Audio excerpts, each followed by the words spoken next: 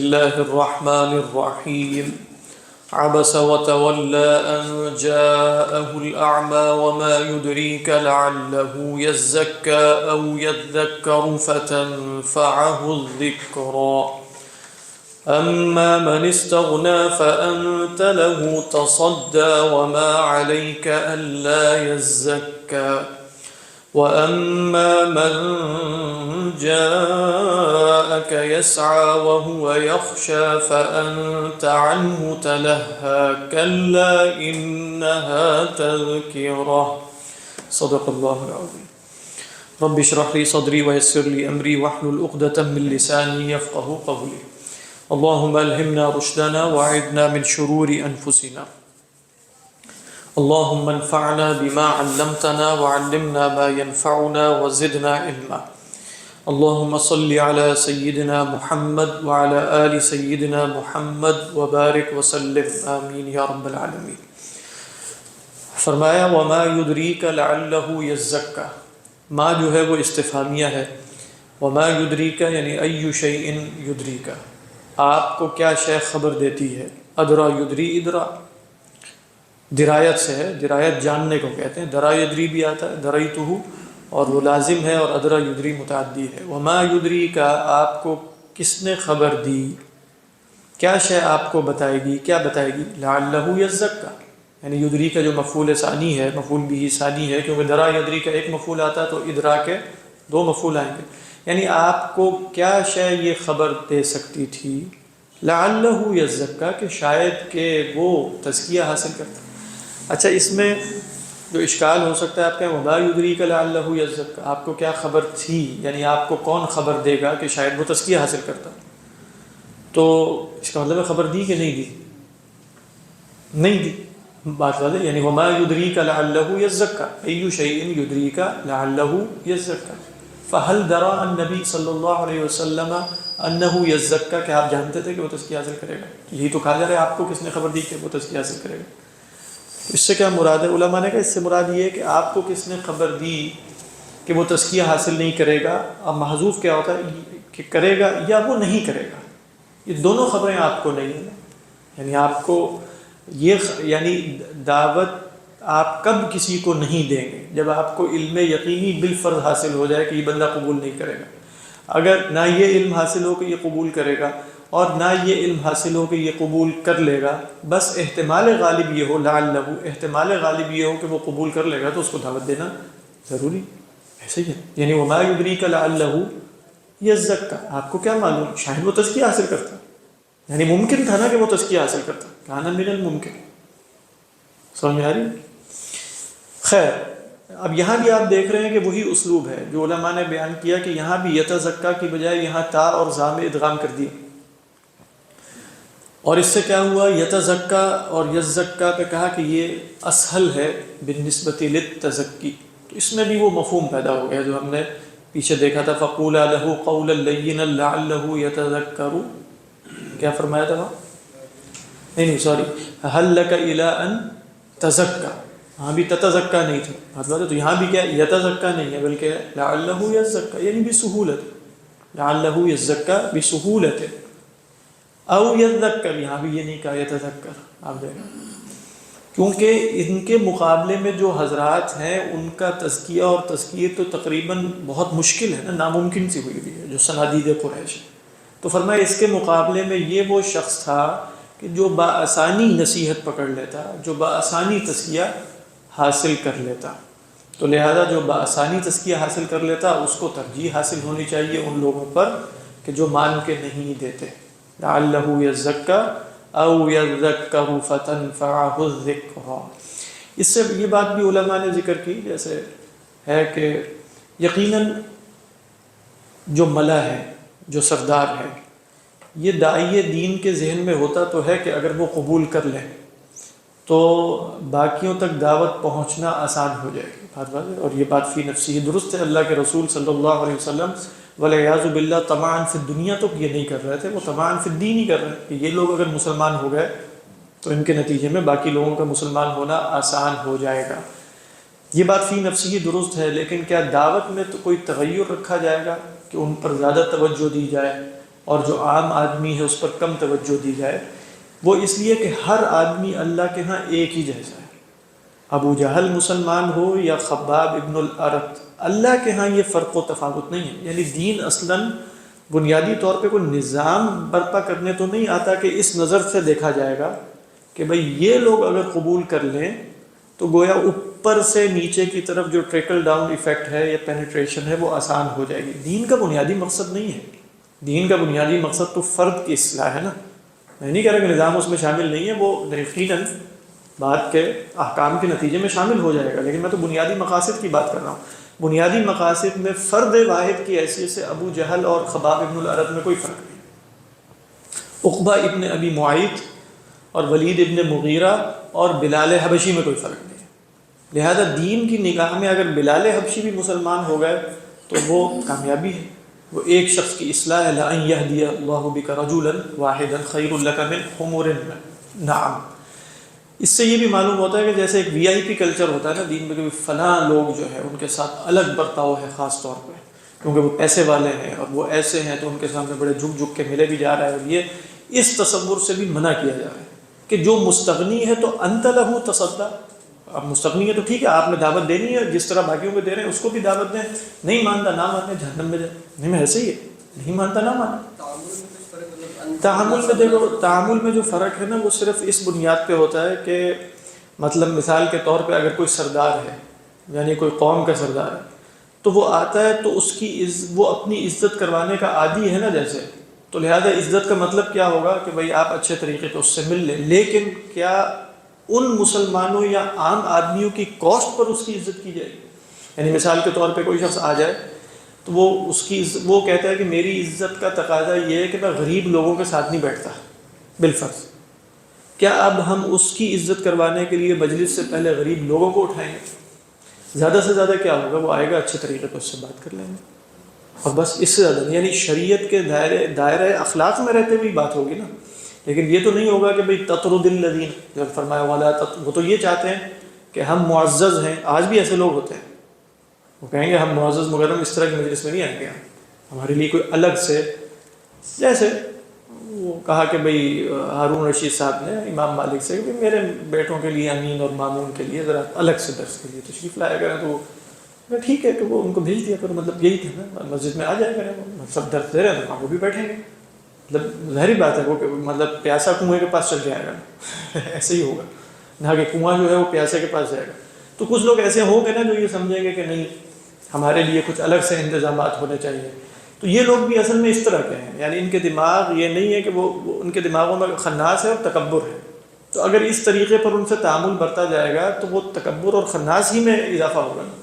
تو انزل الناس منازلهم، وہ ایسا ہی ہے جیسے آپ کہتے ہیں کلم الناس علی قدر عقولہم، بات ہے تو کلم الناس علی قدر عقولہم کا مطلب یہ ہے کہ جو بات ان کو بتائیے ضروری نہیں ان کو بتائی جائے گی، بات۔ تو کچھ برتاؤ ایسے ہیں جو شریعت میں جائز حدود میں آتے ہیں، آپ اگر جائز حدود میں وہ برتاؤ کسی سے کرتے ہیں اور جس سے اس کے سوا کوئی برتاؤ کر رہے ہیں وہ بھی شریعت کے جائز حدود میں ہی ہے، پھر تو کوئی مسئلہ نہیں ہے کیونکہ آپ نے اختیار کیا ہے شریعت ہی کے اندر۔ لیکن اگر کوئی ایسا برتاؤ ہے جو شریعت کے مقصود کے خلاف ہے، مثلا اب اللہ کے رسول صلی اللہ علیہ وسلم باہر نکلے مسجد میں تو ایک طرف اہل صفہ بیٹھے ہوئے تھے اور ایک طرف کچھ اغنیا تھے، کچھ الگ حلقہ بنایا ہوا تھا مساکین، تو آپ صلی اللہ علیہ وسلم مساکین کے پاس جا کے بیٹھے، ہم نے کہا اللہم احیینی مسکینا وامیتنی مسکینا واحشرنی فی زمرۃ المساکین۔ تو یہاں سے نا کم از کم یہ بات تو ہے کہ دین جو دیا جائے گا نا وہ بھی ایسے جھک کے نہیں دیا جائے گا کہ جیسے اگر یہ دین قبول کر لیں گے تو دین کا بھلا ہو جائے گا، دین کا کوئی بھلا ان کے قبول کرنے سے نہیں ہوگا، ان کے قبول کرنے سے ان کا بھلا ہو جائے گا۔ تو یہاں اس طرح دیکھیں آگے جیسے آیات ہے نا، اما من استغنی بھی ہم پڑھیں گے، اما من استغنی لا یلقی الی الدین بالا یستغنی لا یرید ان یسمع فانت له تصدی وما علیک الا یزکا۔ تو یہ کہتے ہیں تمہاری ذمہ داری تو نہیں ہے کہ وہ تزکیہ نہ کرے، کیا فرق پڑتا ہے؟ ہم کہتے ہیں جب تک معاشرے کی ایلیٹ نہیں بدلے گی، بات فی نفسی ہی درست ہے، لیکن معاشرے کی ایلیٹ نہ بدلے میں اس کا مکلف نہیں ہوں کہ لازماً وہ بدلے، میں تو مکلف ہوں اپنے خاص دائرہ کار کا، وہاں میں ٹھیک طریقے پر دین پہنچاتا ہوں، بس کافی ہو گیا۔ اس میں یہ تصور بھی آپ دیکھیں گے اس وقت جو ہے نا لازماً ہم نے کچھ کرنا ہے بڑی سطح پر، یعنی ہم نے بدلنا ہے، تو لہذا جب تک ہم دعوت دین کے فلاں فلاں اسالیب اختیار نہیں کریں گے، اب وہ کئی دفعہ اسالیب آپ دیکھیں کہ وہ خود دین کی حکمت یا دین کے مقاصد یا دین کے اندر جو خاص قسم کی اخلاقیات ہیں یا دین کے علماء کے لیے جو ادب اور آداب اور تعلیم و تعلم کے ادب اور آداب ہیں ان کو بالکل پیش نظر نہ رکھ کے بالکل ایک بازاری پن کے ساتھ دین کی دعوت دینی شروع کرتے ہیں۔ ٹھیک ہے، اس سے لوگ متاثر ہو جائیں گے سر، لیکن کیا میں اس کا مکلف ہوں؟ سوال یہ ہے۔ آپ کہیں لوگوں کی خاطر ہم یہ کر رہے ہیں، لوگوں کو قریب لانے کے لیے، لیکن کیا میں مکلف ہوں؟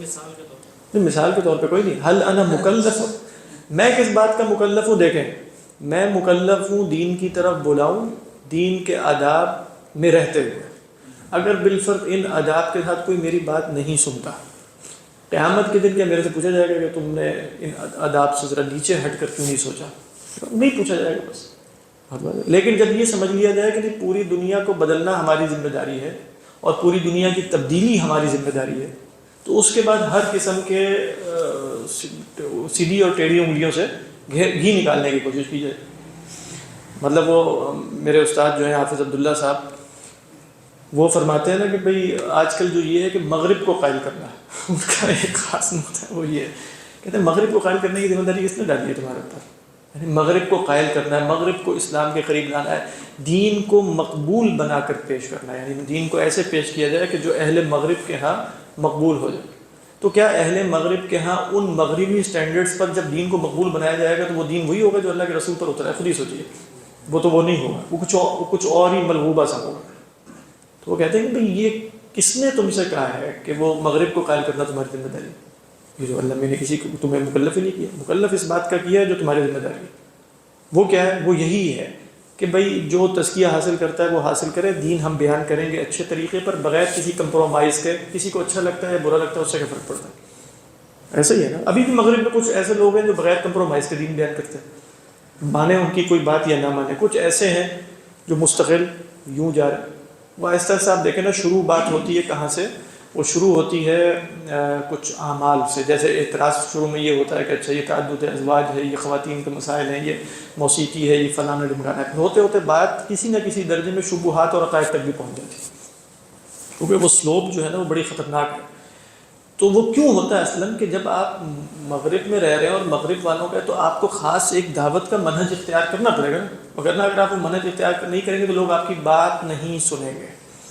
تو گویا لوگوں کو بات سنوانا بھی بہت ضروری ہے، یہ اس کے پیچھے ایک نقطہ نظر ہے نا۔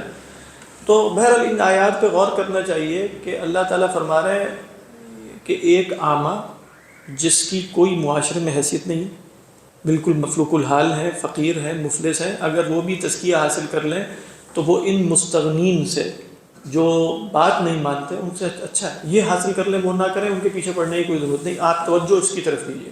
وَلَا تَعْدُ عَيْنَاكَ عَنْهُمْ تُرِيدُ زِينَةَ الْحَيَاةِ الدُّنْيَا۔ ان دی اینڈ بات یہی پہنچتی ہے۔ ویسے جب بھی آپ کہیں گے نا کہ دین کا اس طرح غلبہ ہمیں چاہیے اور یوں، وہ ان دی اینڈ تصورات میں زینت الحیات الدنیا ہی ہوتی ہے۔ ابھی بھی آپ کہیں سے جو دین کا غلبہ چاہنے والے لوگ ہیں، دین کے غلبے کے بعد دنیا کا تصور کیا ہے ان کے ہاں، یہ بھی ذرا غور کرنے کی بات ہے۔ یعنی دین کے غلبے کے نتیجے میں دنیا کا تصور یہ ہے کہ وہاں زبردست قسم کی ترقی ہو رہی ہوگی، وہاں دودھ اور شہد کی نہریں بہنا شروع ہو جائیں گی، یعنی ان دی اینڈ وہاں بھی فوکس کیا ہے؟ دنیا ہی ہے، یعنی دنیا سینٹرڈ قسم کے نظریات ہیں۔ یہاں بالکل ایک فرق ہے، یہاں ہو سکتا ہے عبداللہ ابن ام مکتوم دنیا میں تو کوئی تبدیلی نہ کر سکے، کچھ بھی نہ ہو، بالکل ایسے ہی ہو۔ ایک اندھا شخص جو ہے وہ نعوذ باللہ، یعنی ایک نابینا شخص جو ہے وہ ہو گیا، مسلمان ہو گیا یا تزکیہ حاصل کر کے، کیا فرق پڑا؟ اس سے دنیا کے نظام کو کیا فرق پڑے گا؟ سوچنے کی بات تو یہ ہے، دنیا کے نظام پہ فرق ڈالنا۔ خیر ان آیات پہ اس طرح غور کیجیے تو اللہ، یعنی اصل مقصود کیا ہے؟ وہ تو تزکیہ تھا نا، وَمَا يُدْرِيكَ لَعَلَّهُ يَزَّكَّىٰ أَوْ يَذَّكَّرُ، اس میں کیا فرق ہے؟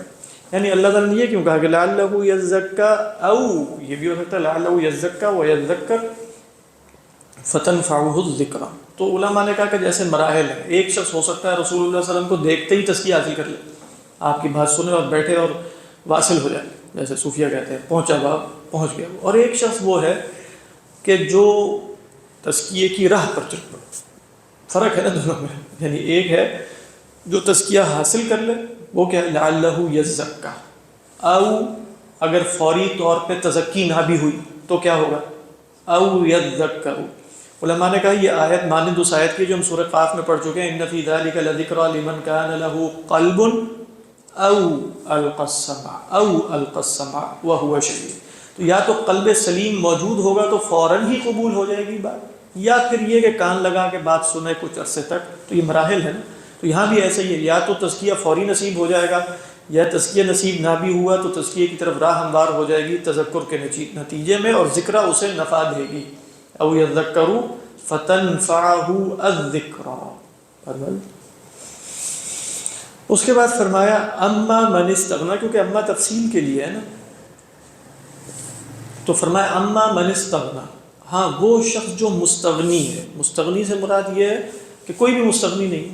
استغنا کا مطلب یہاں یعنی جو استفعال ہے اس کا ایک مطلب ہوتا ہے مطلب اعتقاد، یعنی من یرا نفسہ غنیا. مستغنی کا کیا مطلب ہے؟ وہ مستغنی تو نہیں، یرا نفسہ، ان الانسان لیطغی ان رآہ استغنا.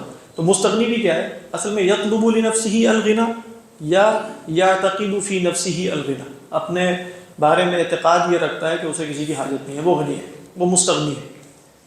تو فرمایا اما من استغنا، چونکہ یہ لفظ اللہ کے لیے بھی ہے نا، فاستغنا یعنی زعم الذی فکفروا وتولوا واستغنى اللہ. تو اللہ سبحانہ و تعالیٰ نے بھی یعنی کیا کی؟ ان کی طرف توجہ نہیں کی. واللہ اعلم. فانت له تصدى، یہ بھی عتاب کی ایک صورت ہے. فانت له تصدى یعنی واما من استغنا فانت له تصدى. لماذا انت تتصدى له وهو يستغني عنك وهو يستغني عن الدين وهو لا يريد الدين وهو لا يريد ان يتزكى؟ لماذا انت بصدده. جب بولتے ہیں نا لماذا انت بصدده، بعض علماء نے کہا کہ جو تصدہ ہے یہ اصل میں تصددہ ہے، اور اس کی اصل کیا تھی؟ صاد دال دال، اور اس کی جو دوسری دال ہے وہ مقلوب بالیا ہے، وہ یا سے بدل گئی ہے. تو تصدد کس کو کہتے ہیں؟ تصدد کہتے ہیں کسی کے مقابل ہونے کو. یعنی میں آپ کے سامنے بیٹھا ہوں اس وقت میں کہوں گا انا بصددک، یعنی انا مقبل علیک، میں آپ کی طرف متوجہ ہوا ہوں. آپ نے کبھی کہنا ہو، آج کل عربی میں بھی یہ لفظ اسی معنی میں فصیح میں استعمال ہوتا ہے، عامیہ میں بھی استعمال ہوتا ہے. وہ معنی یہی کہ مجھے میرا اس سے کوئی تعلق نہیں، یعنی میں اس معاملے کو نہیں دیکھ رہا. یعنی آپ کہیں کوئی آپ سے لڑائی کرنا چاہ رہا ہے، مناظرہ، تو آپ کہیں لست بصدد المناظرہ، میں مناظرہ نہیں کرنا چاہتا، میں مناظرے کی طرف توجہ نہیں رکھتا. تو یہ کیا ہے؟ تصدد.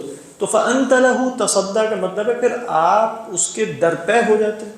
درپے ہونے سے کیا مراد ہے؟ یعنی آپ اس کی ہدایت کے طالب اور چاہتے ہیں کہ یہ کسی طرح مسلمان ہو جائے، وہ تو مستغنی ہے. فانت له تصدى. کیا ترجمہ کیا تھا تھانے میں؟ آپ اس کی تو فکر میں پڑتے ہیں. دیکھیں ترجمہ کیا ہے.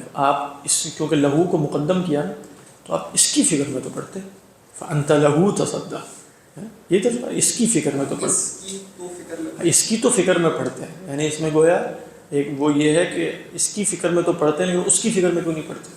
فانت له تصدى، یہ مفہوم مخالف اس کے اندر ہے، اور یہ مفہوم مخالف خود منطوق بن کے بھی ابھی آ جائے گا. وہ منطوق بن کے کیسے آئے گا؟ فانت عنه تلهى. کون سا؟ ایک ہی بیان کیا، ابھی میں نے دوسرا کیا ہی نہیں. ہاں ابھی دوسرا کرنا ہے. صاد دال دال اس صورت میں صاد دال دال صدد. صدد کہتے ہیں مقابل ہونے کو. فلان بصددی فلان، انا بصدد هذه المسألة افکر فيها. دوسرا یہ بعض نے کہا کہ یا جو ہے وہ اصل ہے، اصلی ہے، یعنی یا جو ہے وہ مقلوبہ من دال نہیں ہے بلکہ اصلی ہے. تو صدا کس کو کہتے ہیں؟ صدا جو ہے وہ جو یہاں پہ تو ہمارے نبی صلی اللہ علیہ وسلم کو پتہ کیسے چلا کہ یہ استغنا ہے؟ وہ تو وہ وجوہ الاستحقاق مستفاد من شاہد الحال، ابھی ہم پڑھ رہے تھے، یہ وہی ہے. اچھا وہی ہر بات ان کے اوپر احوال ہے، وہ آتے ہی نہیں عام مجلسوں میں، وہ فن خان بنے بیٹھے ہیں، وہ ایسے ان کے اوپر تکبر کے احوال جو ہیں وہ ظاہر ہو رہے ہیں. تو وجوہ الاستحقاق مستفاد من شاہد الحال، یہ ہے اس کا جواب. یعنی یہ اس کے برعکس کا جواب ہے. تو وجوہ عدم الاستحقاق ایضا مستفادۃ من شاہد الحال. یہ بھی ہم ایک چیز پڑھے تو اس میں اس کا مطلب یہ ہوتا ہے کہ کوئی شخص مستحق یا مستحق نہیں ہے، وہ اس کے احوال پر بھی بات نظر آ جاتی ہے.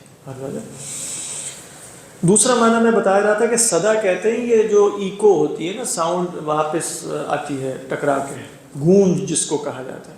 تو جیسے آپ پہاڑی علاقے میں کھڑے ہیں تو بولیں تو لگتا ہے کہ آواز آئی چلی جا رہی ہے، آئی چلی جا رہی ہے. تو تصدع کا مطلب اصلاً یہ ہے کہ جیسے صحرا میں یا پہاڑوں کے درمیان گونج جس طرح پیچھا نہیں چھوڑتی، مستقل انسان کو اپنی آواز دوبارہ آتی رہتی ہے. تو فأنت له تصدع، سمجھ میں آ رہی ہے مفہوم کیا ہے؟ فأنت له تصدع یعنی فأنت لا تترکه، یہ مراد فأنت لا تترکه. ان دوسرے معنی سے کیا اس کی ایک ہی بات، دونوں معنی ایک ہی. یعنی اگر آپ کہیں کہ فأنت له تصدع، آپ اس کی پرواہ کرتے ہیں، انت تتعرض له، یا آپ اس کو چھوڑتے نہیں. بس ایک ذرا پازیٹیو انداز میں تھا، ایک سلبی انداز میں ہے، تو ایک ہی معنی، کوئی معنی میں کوئی فرق نہیں آپ لوگوں. یعنی فأنت له تصدع کا مطلب ہے کہ آپ اس کی زیادہ پرواہ کرتے ہیں، وہی بات ہے، اس کی زیادہ پرواہ کرتے ہیں. اس کے برعکس کون ہے؟ وَأَمَّا مَنْ جَاءَكَ يَسْعَىٰ، وہاں کیا کہا تھا؟ اما من استغنا، استغنا کے مقابلے میں گویا کیا شے ہے؟ یسعیٰ. اب حالانکہ استغنا کے مقابلے میں ہونا چاہیے تھا اما من تواضع، بات ہے. تو وہ وجوہ الاستحقاق مستفادۃ من شاہد الحال، وہ متواضع انسان ہے، وہ کیسے معلوم ہوا؟ اس کی اس حالت سے. وہ اما من جاءک یسعیٰ، تو وہاں گویا ان کی صفت نفسانی ذکر کر دی، اور اس صفت نفسانی کے جو آثار ہیں وہ بیان نہیں کیے، وہ خود بخود ان کے اوپر ظاہر تھے. اور یہاں ان کا حال بیان کر دیا جن سے ان کی اس صفت نفسانی پر دلیل ہو. وَأَمَّا مَنْ جَاءَكَ يَسْعَىٰ، یعنی وہ تو بیچارے علم حاصل کرنے کے لیے، تزکیے کے لیے خود بڑے اہتمام سے چل کے کسی طرح میں پہنچوں. آج یسعیٰ اس لیے کہا کہ وہ چونکہ نابینا ہے تو بڑی مشکل سے پہنچے ہوں گے. تو گویا ایسا شخص جو علم کے طلب کے لیے اس قدر محنت کر رہا ہو، علم نہ کہیے بلکہ تزکیے کے اصول کریے، تو وہ کیا متکبر ہے؟ وہ یرید ان یزکی نفسہ. تو وہ استغنا کے مقابلے میں یہاں کیا ہے؟ یسعیٰ. تو مطلب اس سے پتہ چلا، اس سے بھی پتہ چل رہا ہے جیسے تزکیہ ہو، علم کا حصول ہو، فلاں فلاں، اس کے لیے محنت کرنی پڑے گی. وَأَمَّا مَنْ جَاءَكَ يَسْعَىٰ وَأَمَّا مَنْ جَاءَكَ يَسْعَىٰ لَيْسَ مُسْتَغْنِيًا بِأَنْ يَقْعُدَ فِي بَيْتِهِ ثُمَّ يُفَكِّرُ أَنْ يَكُونَ الْإِمَامُ الْغَزَّالِي أَوْ يَكُونَ جُنَيْدًا الْبَغْدَادِيَّ، یہ ممکن ہونا مشکل ہے. فَأَمَّا مَنْ جَاءَكَ يَسْعَىٰ وَهُوَ يَخْشَىٰ، لیکن آگے کیا فرمایا؟ وَهُوَ يَخْشَىٰ، یہ بھی ہو سکتا ہے کہ یہ استغنا کے مقابلے میں ہو، اور یہ بھی ہو سکتا ہے کہ وَهُوَ لِمَاذَا جَاءَكَ يَسْعَىٰ وَهُوَ يَخْشَىٰ وَأَمَّا مَنْ جَاءَكَ يَسْعَىٰ وَهُوَ يَخْشَىٰ لِأَنَّهُ يَخْشَىٰ جَاءَكَ يَسْعَىٰ لِأَنَّهُ يَخْشَىٰ مِن مَاذَا؟ يَخْشَىٰ من العقاب، يخشى من الله، يخشى من الآخرة، ولذلك يريد أن يزكي نفسه. تو اس کے اندر طلب ہے. خلاصہ کیا ہے؟ ان کے اندر طلب نہیں ہے، استغنا کے اندر عدم طلب پر دلیل ہے، یسعیٰ اور یخشیٰ میں طلب پر دلیل ہے. وہ واقعی طالب ہے، وہ طالب نہیں. جی فرمائیے. تھوڑا لمبا سوال کیجیے گا تاکہ میری کھجور ختم ہو جائے. اکثر دینی جماعتوں میں سر یہ بھی دیکھنے کو ہے بعض اوقات کہ بھئی جیسے ایک نیا بندہ ہوتا ہے نا، اس کو بہت گھیرا جاتا ہے، اس کی بہت شامات اور وہ سارا کچھ. پھر جب وہ تھوڑا سا پرانا ہو جاتا ہے، وقت لگ جاتا ہے، تو پھر بس پھر وہ پھر نئے لوگوں کی طرف. تو اس کی تو تزکیہ ہو گیا نا. ہاں نہیں، یہ چیز ویسے ٹھیک ہے اس طرح. میرے خیال سے تو یہی ہے کہ نہیں، وہ ہو سکتا ہے کہ جیسے یہ پراپر ایک یہ دیکھنے میں ہے. اب جیسے میں نے نا ابھی 2 دن پہلے کسی کل جدید لذیذ والا پہلے سے میں نے کسی بندے سے رابطہ کیا، ایک اور قاری صاحب کے ریفرنس سے مجھے کام تھا، کام کوئی دکان سے ریلیٹڈ تھا. انہوں نے کہا بس جمعرات والے دن آپ مرکز فضائل سنت آ جائیں، وہاں اور بھی بیٹھے ہوں گے تو بات ہوگی. میں وہاں کیا کرنے ہوں مرکز فضائل سنت، اس لیے کہ آپ بہت عرصے سے ان سے منقطع ہیں. وہ چاہتے ہیں کہ آپ وہ اما بن جا کے ایسا جماعت میں بھی، کیونکہ ہم تو آپس میں بیٹھے ہیں، وہاں پر بھی ہوتا ہے کہ ایک بندہ نیا بندہ ہو نا، اس کو بہت گھیرا جاتا ہے، اس کو بہت زیادہ وہ کیا جاتا ہے. پھر جب وہ تھوڑا سا پرانا ہو جاتا ہے، 4 مہینے ہوتے ہیں، پھر اس کی اتنی زیادہ وہ پرواہ نہیں کرتے. مطلب میرے خیال سے یہ ٹھیک نہیں ہے. ہاں یہ لیکن میرے بھی خیال کے اس کا تعلق یہاں سے اس کے تناظر سے نہیں، اس کے تناظر یہاں اصل میں تناظر، اور یہاں خیال کرنا یا نہ خیال کرنے کی بنیاد وقت لگ جائے، وہاں صفات انسانیہ کچھ پیش نظر ہے. اما من جا کے یسعیٰ وہو یخشیٰ فأنت عنہ تلہیٰ ای تتلہیٰ. اس سے بھی پتہ کیا چلا وہ تلہی بہت زیادہ نہیں تھی. فأنت عنہ تلہیٰ، تلہیٰ یتلہیٰ تلہیًا، تو آپ اس سے کیا ترجمہ؟ بے اعتنائی برتتے ہیں، یا آپ اس سے غافل ہو جاتے ہیں. یہ بھی ترجمہ کلا، اب کلا میں گویا کیا ہے، عتاب سا ہے، آپ جانتے ہیں کلا کس لیے آتا ہے، تو کلا یعنی کلا کا مطلب ہے لا ينبغي ان يكون كذلك، یعنی یہ ایسے نہیں ہونا چاہیے، یہ مراد ہے لا ينبغي ان يكون كذلك انها تذکرہ فمن شاء۔ اللہ تعالیٰ فرما رہے ہیں ہم نے تو دین کو عموم کے درجے میں رکھا ہے، ہر شخص کے لیے، اور اللہ کے ہاں نا ہر شخص اہم ہے۔ کئی دفعہ آپ سڑک پہ چلتے ہوئے یہ محسوس ہوتا ہے اتنے لوگ جو دنیا میں چل کر رہے ہیں، مطلب کیا کام کے لوگ تو کم ہی ہیں۔ جیسے آپ دیکھیں کہ ہمیشہ سے ایک خاص اشرافیہ ہمارے دین میں بھی ہے، صوفیہ میں بھی، اور کہ بھئی کچھ لوگ بھرتی کئی پوری دنیا میں پھر رہے ہیں، باقی کچھ خواص ہوتے ہیں، لیکن سب کے لیے دین تو ہے، تو ہر ایک کے لیے ایک الگ الگ۔ لیکن آپ دیکھیں کہ اللہ تعالیٰ فرما ہی رہے ہیں کہ یہ دین سب کے لیے ہے، اور اس میں کوئی غنی اور فقیر کی تخصیص نہیں ہے، مذکر مؤنث کی کوئی تخصیص نہیں ہے۔ ہر شخص جو شرف انسانیت رکھتا ہے اس کو دین پہنچایا جائے گا، اور اس کی طرف توجہ میں اہتمام اور عدم اہتمام کی بنا اس کا سوشل سٹیٹس نہیں ہوگا، اس کے اندر اپنی کچھ صفات ہو سکتی ہیں جو بنیاد اس کی بن جائے۔ مراد یہی ہے نا، یعنی وہ رئیس ہے یا فقیر ہے، یہ بات بنیاد نہیں بنے گی کہ اس کو زیادہ دین پہنچایا جائے، اس کو کم۔ بنیاد کیا بنے گی کہ وہ رئیس اگر متواضع آدمی اور واقعی طالب حق ہے تو اس کو دین پہنچایا جائے، اور اگر وہ فقیر آدمی متکبر ہے تو ہو سکتا ہے کئی دفعہ اس سے بھی اعراض کیا جائے، ممکن ہے۔ تو ان دی اینڈ یہاں بنیاد جو دی جا رہی ہے وہ صفات انسانیہ ہے، نہ کہ مراتب انسانیہ، فرق ہے نا دونوں میں۔ سب علماء کو آپ دیکھیں یہاں انہوں نے ذکر کیا کان عند النبی صلی اللہ علیہ وسلم صنادید من قریش، ایک خاص سٹیٹس کے لوگ وہاں موجود تھے، وہ سٹیٹس کے لوگ نہیں چاہتے کہ بھئی ہماری مجلسوں میں ایسے ایسے لوگ بھی آ جائیں، تو سٹیٹس کی بنیاد پہ دین میں کی دعوت میں تقسیم نہیں ہے، ہاں انسانوں کی بنیاد پہ تقسیم ہے۔ لہٰذا آپ دیکھیں جو صوفیہ وغیرہ خاص قسم کی ایک ایرسٹوکریسی جس کو آپ کہتے ہیں وہ سب کے ہاں پائی جاتی ہے، اس میں وہ تقسیم انسانوں کی بنیاد پہ ہے، مراتب کی بنیاد جو معاشرتی مراتب ہیں ان کی بنیاد پہ نہیں ہے۔ اب جب آپ پڑھیں گے ابھی ہم دیکھ رہے تھے اس میں بھی کیا انہوں نے صفات بیان کی ہیں جو سب صفات نفسانیہ، محب ہو، عارف ہو، محب طالب منصب کو یہ نہیں کہا یکون رئیسا او صاحب دولت او خلیفۃ للمسلمین او صاحب منصب، اس طرح کچھ بھی نہیں کہا۔ مطلب یہ بنیاد اہم فرق ہے، یعنی دین میں کیا آپ نے کسی کو پہنچانا ہے کیا نہیں پہنچانا، اس کی بنیاد خود وہ انسان بنے گا اور اس کی صفات بنیں گی، نہ کہ اس کا مرتبہ جو اس کی حقیقت ذات سے خارج ہے۔ یہ سب چیزیں حقیقت ذات سے خارج ہے، سیدھی سی بات ہے، حقیقت ذات سے خارج، لیکن جو چیز انسان کی صفات ہے وہ اس کی حقیقت میں داخل ہے۔ تو فرمایا کلا، کلا کا مطلب یہی ہے کہ ایسا نہیں ہونا چاہیے۔ انہا تذکرہ، بے شک یہ آیات کیا ہیں، دیکھیں یہاں پہلے آئی ہا کی ضمیر، اس کے بعد آئی ہو کی ضمیر، تو علماء نے کہا کہ بھئی پہلی ضمیر جو ہے وہ انہا آیات کی طرف جا رہی ہے، دوسری ضمیر اصلاً قرآن کی طرف جا رہی ہے، اس لیے کہ وہ آیات قرآن ہی کی ہیں، ایک ہی بات ہے۔ تو فرمایا کلا انہا تذکرہ، یہ آیات قرآنیہ کیا ہیں، یاد دہانی ہے۔ فمن شاء ذکرہ، تو جو چاہے اس کو یاد کر لے، یعنی اس کا ذکر کر لے، اس سے یاد دہانی۔ دیکھیں ایک ہوتا ہے ذکر یذکر ذکرا، کسی کو زبان سے یا ویسے دل سے یاد کرنا، ایک ہوتا ہے ذکر یذکر ذکرا، اس کا مطلب ہے یاد حاصل کر لینا، بات بات ہے۔ تو جب آ گیا نا فمن شاء ذکرہ، یہ مراد نہیں جو چاہے قرآن کا ورد کرے، نہیں، جو چاہے قرآن مجید کے ذریعے یاد دہانی حاصل کر لے۔ ترجمہ سمجھ آ رہا ہے؟ یہی ترجمہ کیا ہے تھا انہا تذکرہ، ہر چیز ایسا نہ کیجیے، قرآن نصیحت کی چیز ہے، قرآن ہی بتایا ہے، انہا کا ترجمہ قرآن ہی کیا، اور سو جس کا جی چاہے اس کو ہاں۔ اب دیکھیں اس کے بعد کیا آ رہا ہے، فی صحف مکرمہ، فرمایا یہ قرآن اتنا عزیز ہے، اتنا عزیز کلام ہے کہ اتنا جھک کے نہیں دیا جاتا۔ اس میں ایک اشارہ اس کے لئے فی صحف مکرمہ کا مطلب ہے قرآن مجید کی بنیاد پہ عزت ہوگی۔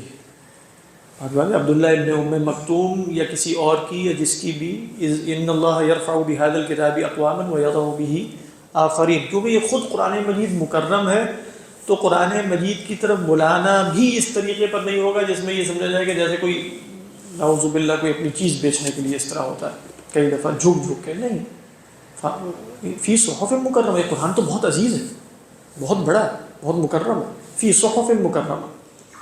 دیکھیں یہاں اکثر علماء کی رائے یہ ہے کہ یہ صحف ہیں فرشتوں کے، اگرچہ دوسری رائے بھی ہے کہ یہ دنیا کے صحیفے ہیں، اور پڑھنے والے قراء ہیں، دنیا میں قراء ہیں جو اہل اللہ ہیں، یا جو فرمایا نا اہل القرآن ہم اہل اللہ و خاصۃ، جو اہل قرآن ہیں، یہ تو ان لوگوں نے اپنا نام رکھ لیا نا اہل قرآن، ان کا تو کوئی تعلق نہیں ہے اہل قرآن سے، یعنی منکرین حدیث جو پرویزی ہے۔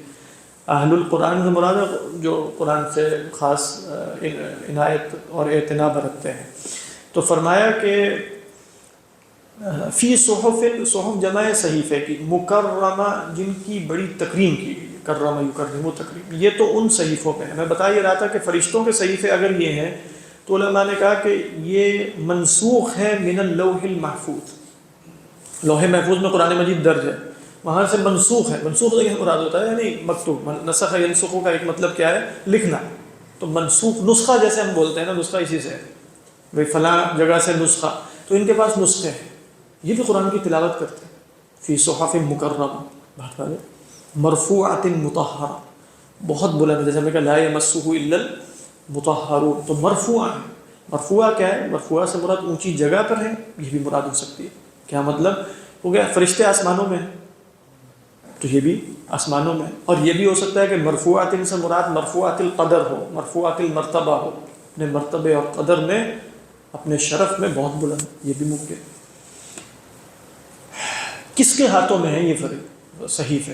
جب اتنے معزز اور بلند اور پاکیزہ صحیفے ہیں تو جن کے ہاتھوں میں ہوں گے وہ بھی بڑے پاکیزہ لوگ ہوں گے۔ بِأَيْدِي سَفَرَةٍ، کہا کہ یہ سفرہ سافر کی جمع ہے، اس کی جمع ہے سافر کی۔ سافر دو کی، یعنی سافر کا معنی یہ بھی ہو سکتا ہے، سافر بمعنی سفیر بھی آتا ہے۔ تو اگر سافر بمعنی سفیر ہوگا تو یہ وہ فرشتے ہیں جو بندوں اور مخلوق کے درمیان سفیر ہوتے ہیں مختلف امور میں۔ دوسری رائے یہ ہے کہ سافر سے مراد کاتب ہے۔ سفر یسفر کس کو کہتے ہیں؟ کتابت کو کہتے ہیں۔ اس لیے آپ دیکھیں یحمل اسفارہ کس کی جمع ہے؟ سفرن کی جمع ہے۔ تو سفرن کس کو کہتے ہیں؟ کس کو کہتے ہیں؟ ہاں، کتاب کو، یعنی اسفار کیا ہے؟ سفرن یا سفرن کی جمع، سفرن کی جمع ہے، ویسے سفرن کی جمع کیا ہے؟ اسفار۔ تو یہاں سافر کون ہے؟ کاتب، یعنی یہ وہ ہے کہ سفرہ لکھنے والے فرشتے، لکھنے والے فرشتے جو اللہ کے احکامات لکھ رہے ہیں۔ کرامن، کریم کی جمع، بڑے باعزت لوگ ہیں۔ بررہ، بار کی جمع، بڑے نیک ہیں۔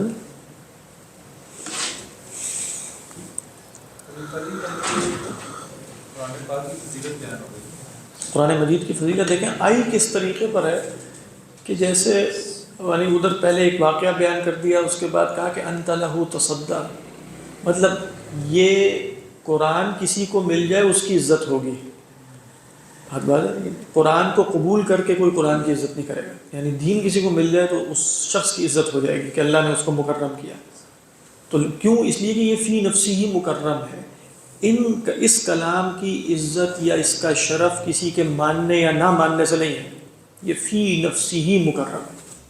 میں سمجھ میں آ رہی نہیں بات؟ یہ یعنی اس کے اندر سیاق میں یہ مفہوم تھا، اس کا تعلق ان صنادید قریش کے ماننے یا نہ ماننے سے نہیں مانیں گے تو خود ذلیل ہوں گے، اور اگر مان لیں گے تو مکرم ہو جائیں گے، معزز ہو جائیں گے۔ ایک رائے یہ ہے مفسرین کی کہ یہ فرشتوں کا بیان ہی نہیں، یہ اہل ایمان کا بیان ہے جو لکھ رہے ہیں۔ یعنی آپ جانتے ہیں کہ جب قرآن مجید نازل ہو رہا ہے تو مستقل کاتبین صحابہ تھے، فوراً لکھ لیا کرتے تھے۔ لکھنے کی جگہ مختلف تھی، کوئی کھجور کی چھال پہ لکھا جا رہا ہے، کوئی پتھروں پہ لکھا جا رہا ہے، کچھ جو وہ ہے کیا نام ہے شانے کی ہڈی ہے اس پر لکھا جا رہا ہے۔ تو لکھنے والے کون ہیں؟ مسلمان۔ تو کہا جا رہا ہے یہ جو اب وہ صحیفے کیا ہوں گے، کسی کے پاس ایک صورت لکھی ہوئی ہے چھوٹی کسی صفحے پہ، کسی کے پاس دوسری ہے، یہ سب صحیفے ہیں۔ تو یہ قرآن مجید جتنا اب تک نازل ہو چکا ہے یہ کہاں ہے؟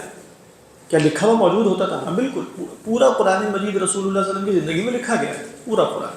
ہاں یہ الگ بات ہے کہ اس کو بین الدفتین یا بین الدفتین جمع نہیں کیا گیا، وہ سیدنا ابو بکر کے زمانے میں ہوا۔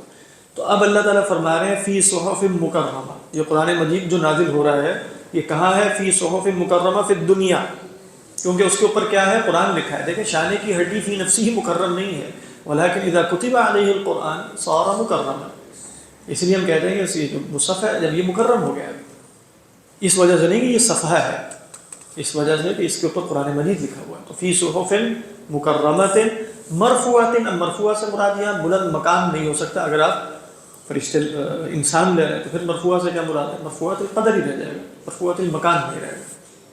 وہاں مرفوعات المکان بھی ہو سکتا تھا، یہاں مرفوعات المکان نہیں ہے۔ کس کے ہاتھ میں ہے؟ مطہرہ بھی اسی مفہوم میں ہے، بِأَيْدِي سَفَرَةٍ، لکھنے والوں کے ہاتھوں میں۔ کون ہے لکھنے والے میں؟ صحابہ کی تعریف آ رہی، کرام بررہ، یعنی یہ صحابہ ہے کرام، بہت ہی کرام ہے، بررہ۔ اب یہاں کرام کہہ کر ان کو سنانا مقصود تھا، یہ جو لوگ تھے انت لہ تصدیٰ، یہ اپنے آپ کو کرام سمجھ رہے ہیں۔ فرمایا یہ جو صحابہ ہیں جو ایمان لے آئے ہیں، جو صحیفے جن میں بلال حبشی اور صہیب رومی بھی ہیں، یہ سب لوگ، خباب بن الارد بھی ہیں اور عمار بھی ہیں اور یاسر بھی ہیں، یہ سب کرام بررہ۔ لماذا ہم کرام بررہ؟ من اجل برکت القرآن، قرآن کی برکت کی وجہ سے وہ کرام ہو گئے۔ اصل میں تو یہ بھی اس اعتبار سے بھی پیچھے سے تعلق جڑ جاتا ہے۔ یہ ضروری ہے نا یہ بات کہ بھئی ہاں، یعنی اس میں وہ احتمال بھی موجود ہے، دونوں احتمالات، دونوں زیادہ اکثر علماء نے تو پہلا احتمال لیا، فرشتوں میں۔ ہاں فرشتوں۔ یہ جو حدیث کرتاس ہے، حدیث کرتاس جس میں مسلم شریف کی جس میں آپ صلی اللہ علیہ وسلم نے کہا کہ پیپر مانگا، جی قلم مانگا، تو وہ پیپر جو تھا وہ اس وقت اویلیبل تھا۔ اچھا، پیپر سے مراد جو ہے وہ آپ مطلب اس طرح کا پیپر نہ دیں، پیپر سے مراد یہ ہوتا تھا، ویسے ورقہ بھی ہوتا تھا، بہت نادر تھا، جس کو کچھ چیزوں کو سیکل کر کے جو ہے وہ کھجور کی چھال کوئی اور کئی دفعہ جلد کو بات بات ہے سیکل کر کے ورقات بنائے جاتے تھے۔ تو لکھنے اصل میں ورقہ سے مراد ہے کل ما یکتب علیہ، جس پر لکھا جائے۔ شکر ہے، میں نے کہا حدیث قرطاس پر بحث شروع ہو جائے۔ قتل الانسان ما اکفرہ۔ جی جی فرمائیے۔ پہلا ملتے ملائکہ والا یہ ہاں وہ ان کے جیسے ہم نے وہاں پڑھا نا، کہاں پڑھا پڑھیں گے یا کبھی، والمرسلات عرفا فالعاصفات عصفا والناشرات نشرا۔ وہاں ایک تفسیر جو سلف سے وہ کیا ہے کہ یہ فرشتے صحیفے کھول کے بیٹھے۔ اب ان صحیفوں کی نوعیت کیا ہے؟ ان صحیفوں میں قرآن لکھا ہوا ہے، یعنی یہاں صحیفوں سے کیا مراد ہے؟ جن صحیفوں میں، اور کچھ صحیفے ایسے ہیں جو کھول کے بیٹھے ہیں اور خدا کی طرف سے آنے والے احکامات مدون کر رہے ہیں، یہ بھی ممکن ہو سکتا ہے۔ لیکن یہاں چونکہ قرآن کا بیان ہو رہا ہے اور کہہ دیا فی صحف مکرمہ، تو ان کے پاس جو اب وہ صحیفے کیسے ہیں ان کے بارے میں کچھ معلوم نہیں، یعنی صحیفے وہ ورق کے ہیں کیسے ہیں اللہ عالم، یہ نہیں معلوم، لیکن صحیفے ہیں۔ تو حضرت تھانوی نے ان کو فرشتوں کا لیا۔ جی بریکٹس میں وہ لکھا ہوا ہے ترجمہ بھی مکمل، بریکٹ میں فرشتے ہیں۔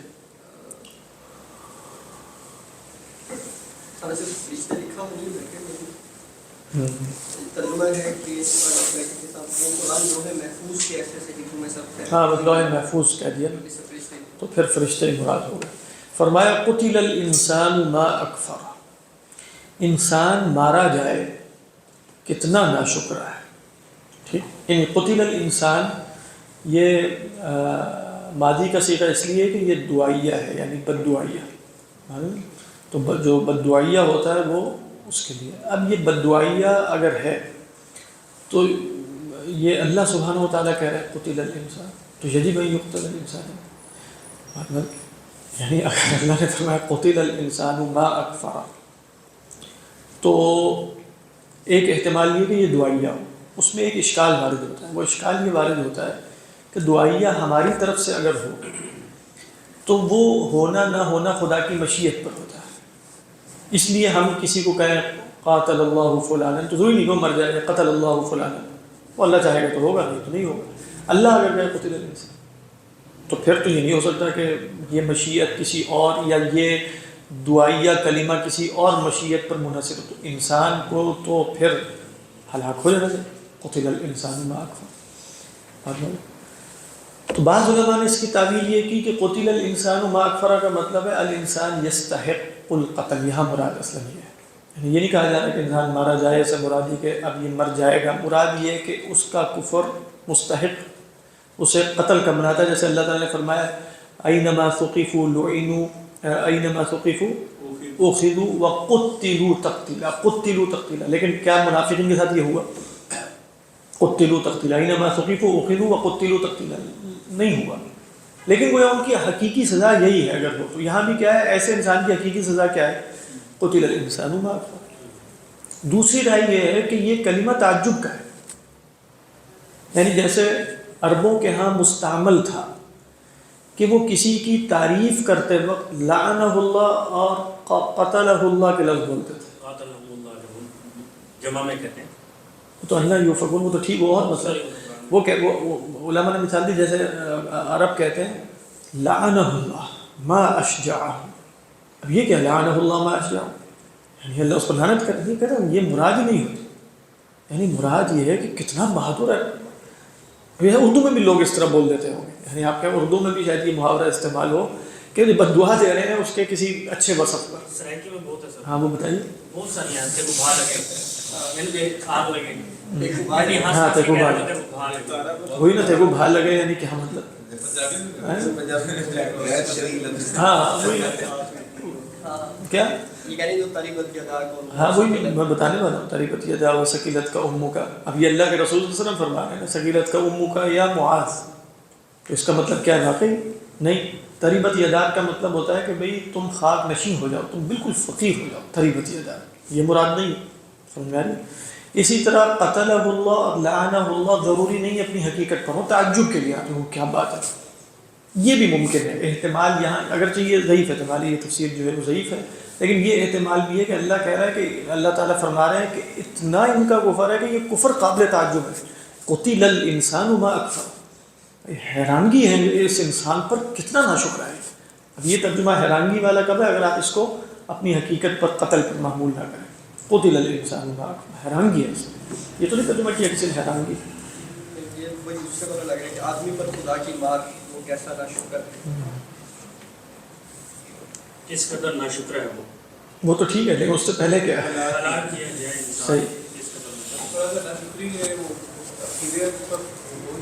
نہیں، یہاں کفر سے مراد تو عقیدے کے کفر ہے، کیونکہ مان کے نہیں دے رہے نا، آگے اللہ تعالیٰ فرمائیں گے من ای شیء خلقہ من نطفۃ خلقہ فقدرہ ثم السبیل، تو قتل الانسان ما اکفر، انسان، ہم بھی یہی ترجمہ کریں گے انسان مارا جائے۔ یہاں پھر ایک اور بحث بھی ہے، وہ شاید ابھی ہم تفسیر بجاوی میں دیکھیں، قتل الانسان ما اکفر من ای شیء خلقہ، اتنا ناشکر ہے۔ اچھا ذرا پوچھیں اس سے، من ای شیء خلقہ، اللہ نے اسے کس شے سے پیدا کیا؟ من ای شیء خلقہ اللہ، یعنی پھر خود ہی جواب دے دیا من نطفہ، نطفے سے پیدا کیا۔ اس کا مطلب کیا ہے؟ ناشکری کا مطلب یہ ہوا نا کہ بھئی وہ نطفے سے پیدا ہوا ہے تو اس کا ذاتی تو کچھ بھی نہ ہوا، یہ عقل و فہم و دانش اور فراست یہ سب ایسے ہی یہ تو دی گئی ہیں کسی کو، اس کی حقیقت تو نطفہ ہی ہے۔ تو من ای شیء خلق من نطفہ، پھر اللہ تعالیٰ فرماتے ہیں صرف پیدا نہیں کیا، خلقہ فقدرہ، اسے پیدا بھی کیا اور اس کا اندازہ مقرر کیا، اس میں ہر شے ایک مقدار کے مطابق رکھی، اس کی تقدیر معین کی، ثم السبیل یسرہ، پھر اس کا رستہ آسان کیا۔ سبیل کیا ہے؟ یہ آپ دیکھ رہے ہیں منصوب علی الاشتغال، یعنی منصوب علی الاشتغال کیونکہ یسرہ میں ہو کی ضمیر اصلاً وہ ہے۔ سبیل سے مراد دو لی گئی، ایک مراد وہ بھی سلف سے ہے اگرچہ وہ ضعیف لگتی ہے رائے، ثم السبیل یسرہ ای ثم یسر سبیلہ للخروج من رحم امہ، ماں کے پیٹ سے نکلنا آسان کیا، اور واقعتاً یہ بھی اللہ کی نعمت ہے، مطلب وہ کیسے اچانک باہر آ جائے، اور ثم السبیل یسرہ۔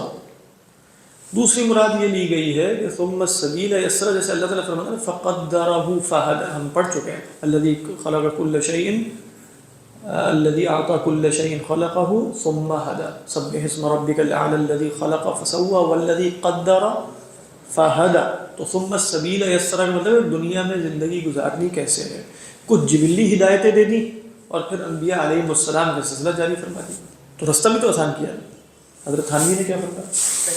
پہلے ماں کے پیٹ سے نکلنا، پھر اس کو نکلنے کا رستہ آسان کر دیا، چنانچہ ظاہر ہے کہ ایسے تنگ موقع سے اچھے خاصے تنومند بچے کا نکل آنا صاف دلیل ہے اللہ تعالیٰ کے قادر اور عدل کے مطلوب۔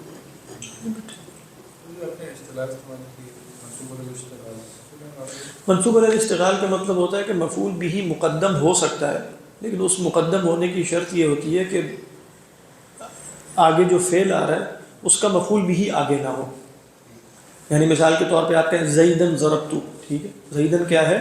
مفعول بھی مقدم، ضربتو فعل فاعل، لیکن اگر آپ کہیں زیدن ضربتو ہو، اب تو مفعول بھی ہو کی ضمیر، تو زیدن کیا ہے؟ تو کہا زیدن حالت نصب میں کیوں ہے؟ تو کہا کہ زیدن حالت نصب میں ہے کہ اس پر ایک اور فعل جو ہے وہ شغل کر رہا ہے، عمل کر رہا ہے. وہ فعل کیا ہے؟ وہ وہی ہے جو بعد میں آیا. یعنی زیدن ضربتہ کا مطلب ہے تاکید ہو گئی، ضربت زیدن ضربتہ، والسماء بنيناها، یہ بھی یہی ہے، بنينا السماء والارض فرشناها ثم السبيل یسر السبیل یسرا. ہاں معنی زیادہ قوی ہے اس کا. یعنی آپ یوں کہیں فعل میں قوت زیادہ ہے، کیونکہ ایک فعل نہیں آیا، 2 دفعہ آیا ہے فعل. وہ کیسے پتہ چلا کہ 2 دفعہ آیا؟ وہ منصوب علی الاشتغال کی وجہ سے پتہ چلا. صدق اللہ العظیم.